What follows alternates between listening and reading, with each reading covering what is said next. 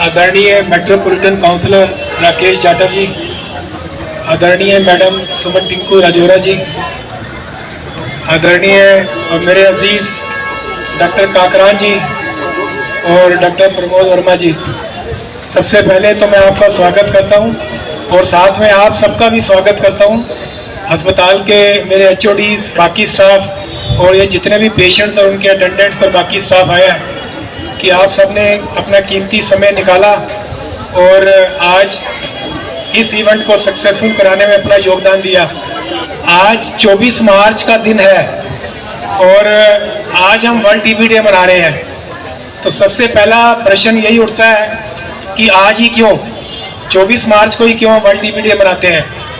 तो ये मैं आपको बता दूं कि सन 1882 में एक साइंटिस्ट हैं रॉबर्ट कॉक, जिन्होंने इस बैक्टीरिया का आविष्कार किया जिस बैक्टीरिया की वजह से ये टीबी होती है, जिसको हम माइकोबैक्टीरियम ट्यूबरकुलोसिस कहते हैं। तो उसी दिन को देखते हुए 24 मार्च का दिन वहाँ से आया और हर साल पूरे विश्व में इसको वर्ल्ड टीबी डे के रूप में मनाते हैं।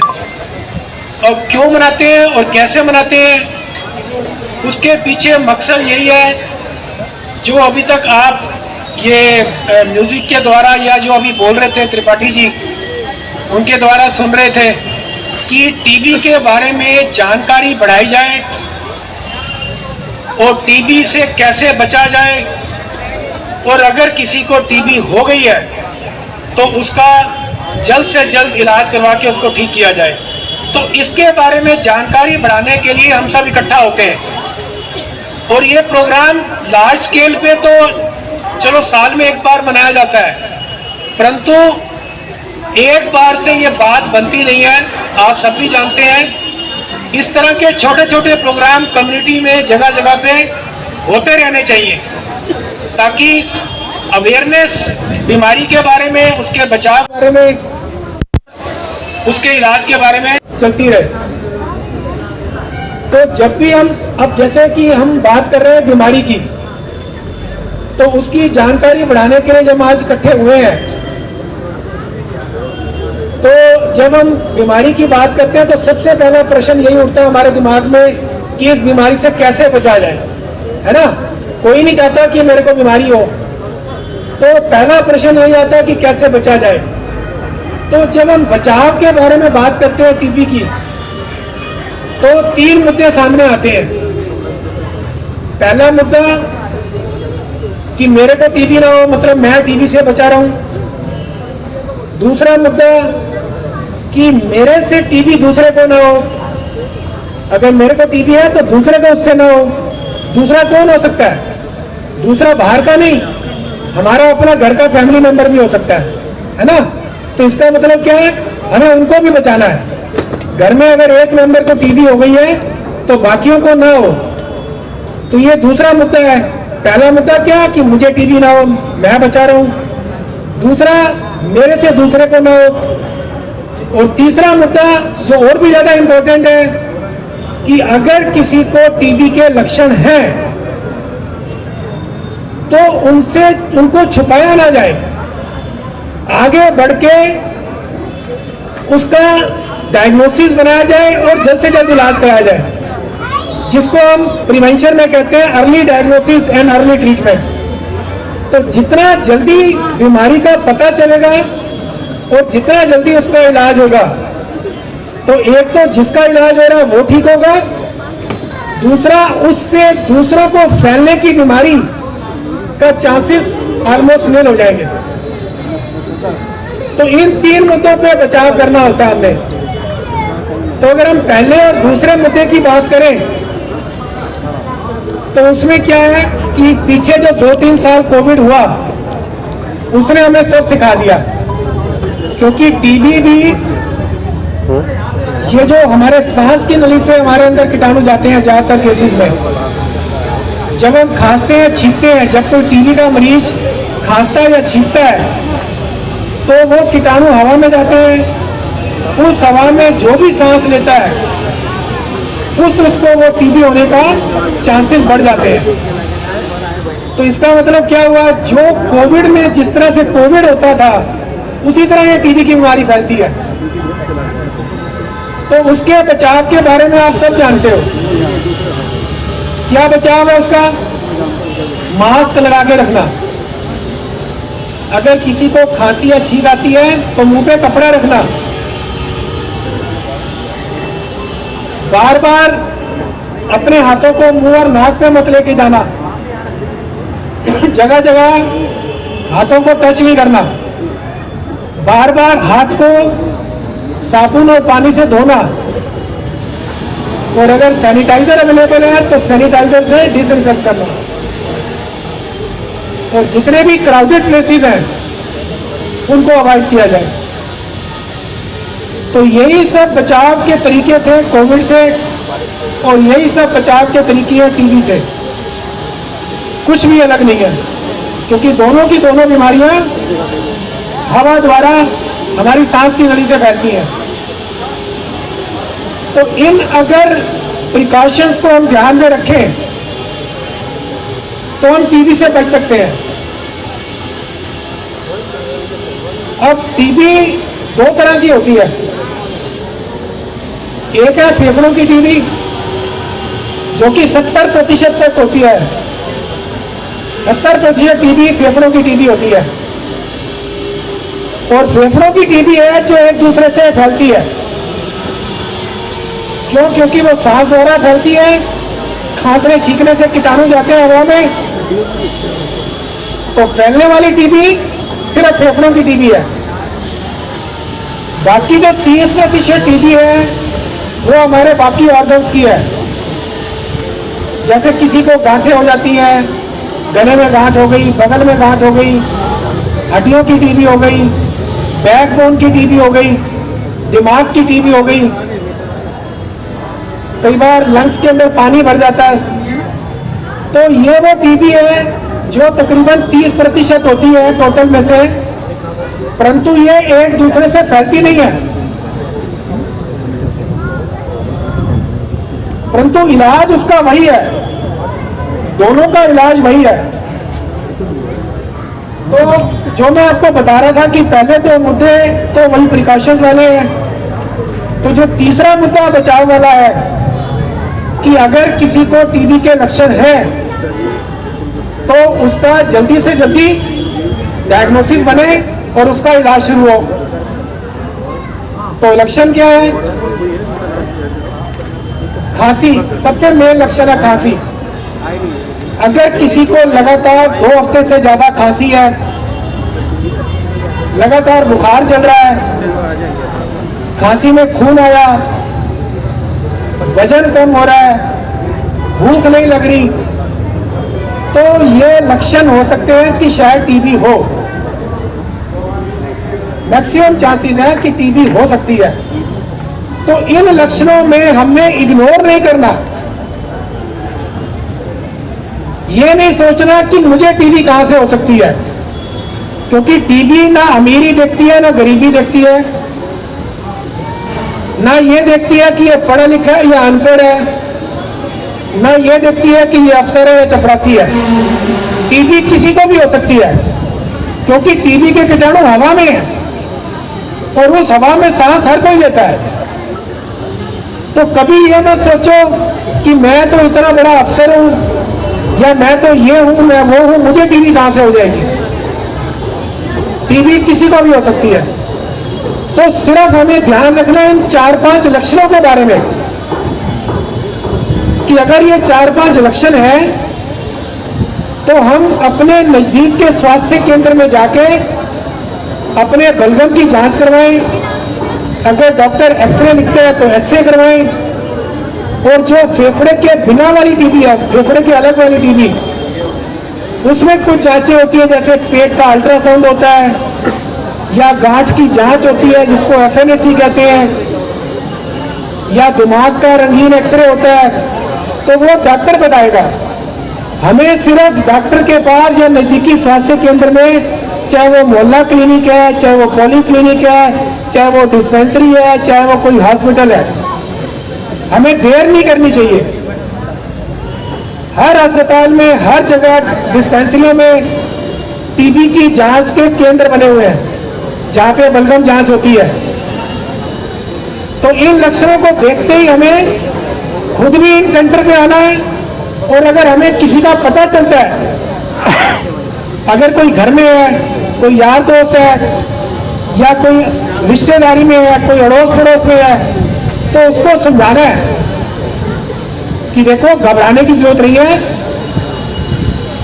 अगर ये जांच में टीबी निकला तो ये बीमारी लाइलाज नहीं है। आज से 20-50 साल पहले वाली बात नहीं है। आज हमारे पास इतनी अच्छी अच्छी दवाइयां आ गई हैं कि 6 से 9 महीने के अंदर मरीज बिल्कुल ठीक हो जाता है। एक बीमारी है जिसको हम एमडीआर टीबी कहते हैं, लाइलाज बीमारी। अब वो भी लाइलाज नहीं रही, उसकी भी दवाइयां हैं। और सबसे बेस्ट पार्ट क्या है कि जांच की सुविधा और इलाज की सुविधा हर सरकारी सेंटर में मुफ्त उपलब्ध है। महंगी से महंगी दवाई सरकार उपलब्ध करा रही है। अल्ट्रासाउंड, सीटी स्कैन, एमआरआई सब फ्री में होता है। हमें सिर्फ आगे बढ़ के अपनी जांच करवानी है, या जिसको ये लक्षण है उसको भेजना है, घबराना नहीं है।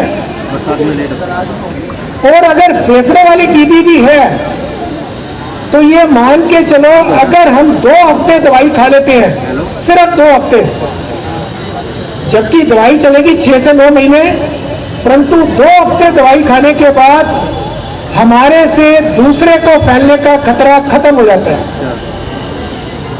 अगर हमने 2 हफ्ते दवाई लगातार खा ली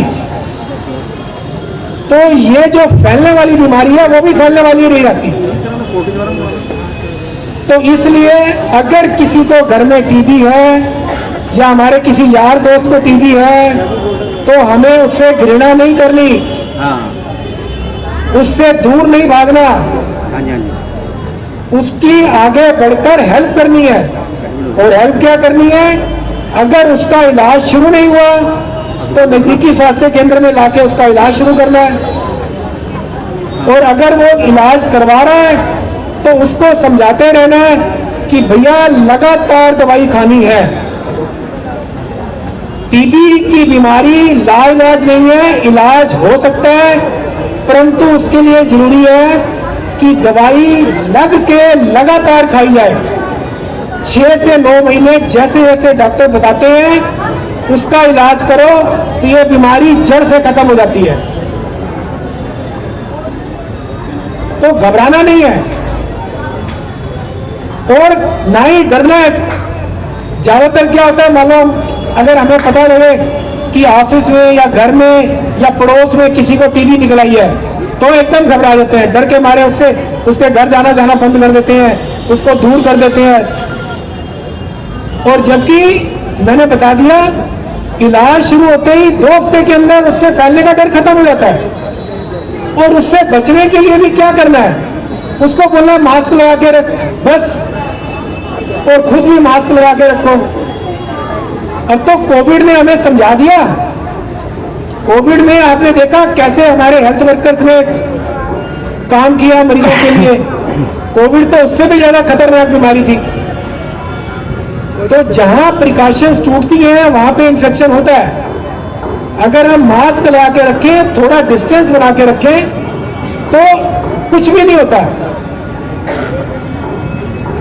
खाना शेयर करने से या कपड़े शेयर करने से या हाथ मिलाने से ये बीमारी नहीं फैलती।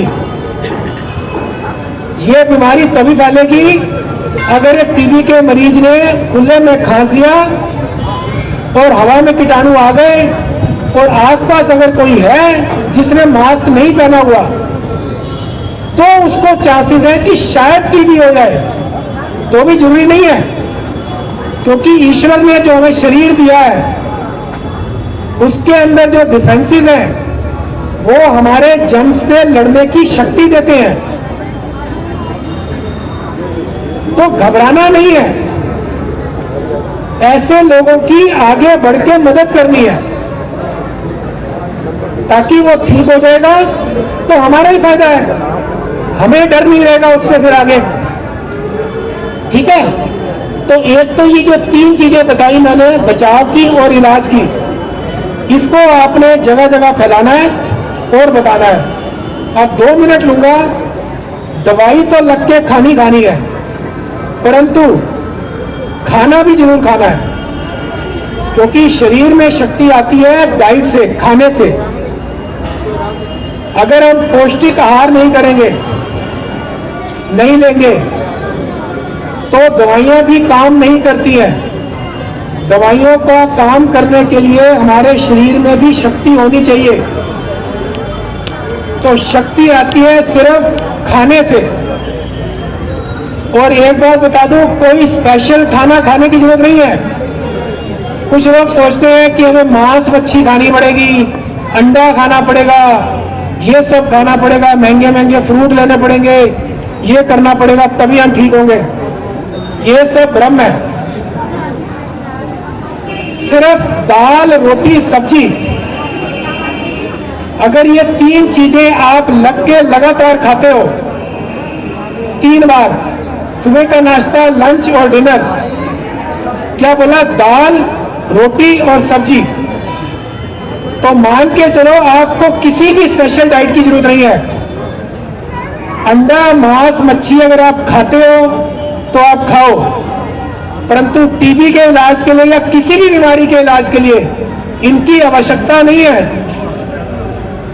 क्योंकि प्रोटीन के लिए इसको कहते हैं। प्रोटीन हमें आता है दालों से, पनीर से, दूध से, और कुछ सब्जियां हैं जैसे साग, मेथी, पालक, बथुआ, उसका चलो भी सीजन चला गया। तो प्रोटीन खाने के लिए मांस, मच्छी, अंडे की जरूरत नहीं है। खाते हो तो खाओ, अगर नहीं खाते तो खाने की जरूरत नहीं है, परंतु दाल कटोरी भर एक टाइम में खाओ, सब्जी खाओ और रोटी भी खाओ। चावल खानी है, खाओ, थोड़े से चावल भी खाओ साथ में, चावल भी मना नहीं है। डाइट में कुछ भी मना नहीं है, किसी भी चीज का परहेज नहीं है। कई बार डॉक्टर जिनको जानकारी नहीं होती, वो ये कह देगा ये नहीं खाना, वो नहीं खाना।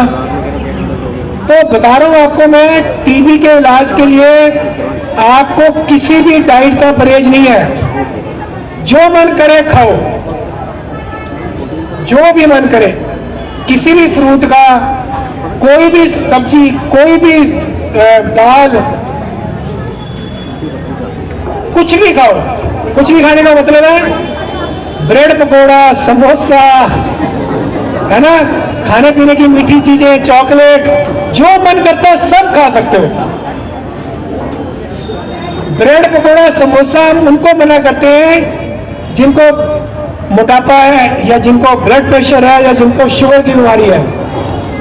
परंतु जो टीबी वाला मरीज है, अगर उसको डायबिटीज और ब्लड प्रेशर नहीं है तो आप ये भी खा सकते हो, परंतु खाओ अपने घर का बना हुआ, बाहर का नहीं। बाहर जो मिलता है वो खराब तेल का होता है। घर में बनवाओ और उसको खाओ। टीबी के लिए खाना जरूरी है, कुछ भी खाओ, भूखा पेट नहीं रहना। और कोई स्पेशल डाइट नहीं है। कोई कहता है कि मेरे को तो अनार का जूस पीना पड़ेगा, अनार तो बहुत महंगा है। कोई जरूरत नहीं अनार की। केला है ना, सबसे सस्ता केला, एक केला सुबह और एक केला शाम को, 2 केले रोज खाओ। सबसे बढ़िया और सस्ता फल, 2 केले रोज खाओ। हर टीबी के मरीज को खाना चाहिए। और इससे भी सस्ता इलाज, गुड़ का नाम सुने, गुड़ और भुने हुए चने। हमारा शरीर किस पे चलता है? खून पे। और खून बनाने के लिए सिर्फ ये 2 चीजें चाहिए। सबसे सस्ती गुड़ और भुने हुए चने। सर्दी में भी खा सकते हैं, गर्मी में भी खा सकते हैं। कुछ लोग सोचते हैं गर्मी में नहीं खा सकते। गुड़ से हमें आयरन मिलता है। हमारा हीमोग्लोबिन है ना, हीमोग्लोबिन अनीमिया हो जाता है, हीमोग्लोबिन कम हो जाता है, तो उसको बढ़ाने का सबसे सस्ता और टिकाऊ इलाज कोई महंगे महंगे कैप्सूल या महंगे महंगे सिरप या टॉनिक पीने की जरूरत नहीं है। गुड़ और भुने हुए चनों से आता है प्रोटीन और गुड़ से आता है आयरन, और ये दोनों मिलकर बनाते हैं हीमोग्लोबिन, और जो कि हर किसी को चाहिए हमारे देश में। 50 से 60% लोग अनीमिया के शिकार हैं, खून की कमी का। तो खून की कमी को दूर करने के लिए महंगे महंगे सिरप कैप्सूल अगर कोई डॉक्टर लिखता है तो मत लो। अफोर्ड कर सकते हो, आपकी मर्जी है, परंतु मैंने आपको सस्ता और टिकाऊ इलाज बता दिया कि दिन में 3-4 बार थोड़ा सा गुड़ और थोड़े से भुने हुए चने मिला के खा लो, और एक आप प्रयोग करके देख लो। आज आपका हीमोग्लोबिन जितना भी है, और आप 15 दिन ये खा लो या 1 महीना खा लो और अपना हीमोग्लोबिन चेक करा लो, आपका कम से कम 2 या 3 ग्राम हीमोग्लोबिन बढ़ जाएगा 1 महीने के अंदर। और ना बढ़े तो मेरे यहाँ कमरा में से आके मिल लेना, सही बता रहा हूं मैं आपको। किसी भी महंगे सिरप और कैप्सूल की जरूरत नहीं है। ये गुड़ और भुने हुए चने हर एक के घर में है, वो सस्ता है, बिल्कुल सस्ता इलाज है। इसके अलावा जो साग, मेथी, पालक, बथुआ, ये भी प्रोटीन और आयरन देते हैं। अगर अभी कहीं मिल रहे हो तो वो भी खा लो, ठीक है। तो ये मत सोचो कि मुझे महंगा महंगा खाना खाना पड़ेगा, जूस पीने पड़ेंगे। कोई अनार के जूस पीने की जरूरत नहीं है। सबसे सस्ता फल बताया मैंने, केला। 2 केले रोज खा लो, नहीं खा सकते तो भी कोई बात नहीं, पर दाल, रोटी, सब्जी, ये 3 चीजें जरूर खानी है। कटोरी भर दाल, कटोरी भर सब्जी, जो भी सीजन की सब्जी है, सस्ती सब्जी है, वो खाओ। महंगी सब्जी लेने की जरूरत नहीं है। और जो ग्रीन लीफी वेजिटेबल्स होते हैं, पत्तेदार सब्जियां, उनमें आयरन और कैल्शियम ये सब चीजें मिलती है, उनको ज्यादा खाओ, ठीक है। अब 1 मिनट लूंगा सिर्फ एक और बात के लिए, कि कुछ लोग हैं जिनको टीबी होने के चांसेस ज्यादा होते हैं। उन लोगों का ख्याल रखना है हमने, अगर हमारे घर में है और अगर हमारे गली मोहल्ले में है उनका, और उनको अकॉर्डिंगली एडवाइस करनी है। वो कौन लोग हैं? छोटे बच्चे और बुजुर्ग, क्योंकि उनका बॉडी का डिफेंस कम होता है, तो उनका ध्यान रखना है। जितनी मैंने प्रिकॉशन बताई थी, मास्क की, हाथ धोने की और क्राउडेड प्लेस को अवॉइड करने की, इनके लिए बहुत ज्यादा जरूरी है, क्योंकि बच्चों में और बुजुर्गों में टीबी होने के चांसेस बढ़ जाते हैं, नंबर 1। नंबर 2, जो लोग शराब पीते हैं, बीड़ी सिगरेट पीते हैं, गुटखा खाते हैं, पान मसाला खाते हैं, उनको टीबी होने के चांसेस 30% बढ़ जाते हैं। तो इसलिए जो लोग या कोई नशे का पदार्थ लेते हैं, तो इन सबको अगर घर में कोई लेता है तो उनको समझाओ कि ये छोड़ दो, नहीं तो आपको टीबी के होने के चांसेस बढ़ जाएंगे। शराब, बीड़ी, सिगरेट, गुटखा, पान मसाला, इसको तुरंत बंद कर दो। अगर कोई टीबी का मरीज इन चारों चीजों में से कुछ लेता है तो याद रखना, उसकी बीमारी जल्दी ठीक नहीं होगी जब तक वो ये बंद नहीं करेगा। टीबी का इलाज कराने वालों को भी बीड़ी सिगरेट बंद करेगा, शराब पीना बंद करेगा तो जल्दी ठीक होगा, नहीं तो उसको कॉम्प्लिकेशंस हो सकती है, उसकी बीमारी लंबी हो सकती है, उसको लाइलाज बीमारी हो सकती है और उसको मौत भी हो सकती है, डेथ भी हो सकती है, अगर ये 4 चीजों का इस्तेमाल करता है तो।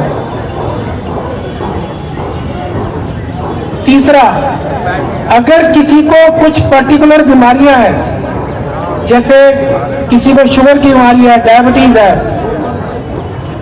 किसी को थायराइड की बीमारी है, किसी को लीवर की प्रॉब्लम है, किसी को किडनी की प्रॉब्लम है, डायलिसिस होती है, HIV का रोग है। तो ये जो लोग हैं, अगर घर में किसी को है या किसी जानने वाले को है, तो उनको भी टीबी के चांसेस बहुत ज्यादा होने के होते हैं। तो इन लोगों को भी और ज्यादा सतर्क होकर रहना चाहिए कि वो जो मास्क लगाने वाली प्रिकॉशंस हैं उनको ज्यादा और ज्यादा अलर्ट होकर बरतना है, क्योंकि जो बीमारियां ऑलरेडी लगी हुई हैं इनसे हमारा बॉडी का डिफेंस कम हो जाता है। या किसी को कैंसर है, डायबिटीज है, लीवर की बीमारी है, किडनी की बीमारी है, HIV का रोग है, या ये बीड़ी, सिगरेट, तंबाकू, पान मसाला, शराब का इस्तेमाल करते हैं, तो इनको टीबी होने के चांसेस बहुत ज्यादा होते हैं। अगर एक नॉर्मल इंसान को टीबी होने से इनमें 25 से 30% चांसेस बढ़ जाते हैं। तो ये लोग अपने बारे में और ज्यादा अलर्ट रहें और उन सारी प्रिकॉशंस को अच्छे से लगता है। ठीक है, तो ये सब बातें मैंने आपको बतानी थी, बता दी।